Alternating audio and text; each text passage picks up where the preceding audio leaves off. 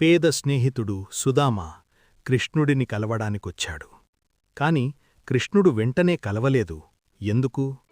చేతిలో చిన్న అటుకుల పొట్లం, మనసులో అపారమైన ప్రేమ. సుదామ ద్వారకకి చేరాడు. అక్కడి వైభవం చూసి తన పేదరికం గుర్తొచ్చింది. ఇంత పెద్ద రాజును నేనెలా కలవాలి అని వెనక్కి తిరగబోతున్నప్పుడు లోపల కృష్ణుడు తెలుసుకున్నాడు. నా స్నేహితుడు వచ్చాడు అన్న వెంటనే రాజ్యాన్ని, సింహాసనాన్ని మర్చిపోయి బయటికి పరిగెత్తాడు. సుదామను చూసి కౌగిలించుకున్నాడు. తన స్నేహితుడి కాళ్ళు కడిగాడు.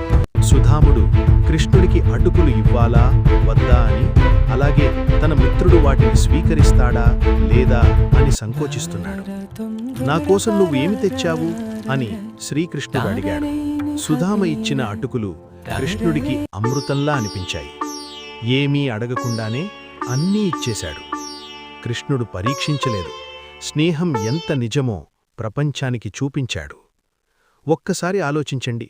సుధామ వెనక్కి తిరిగిపోయుంటే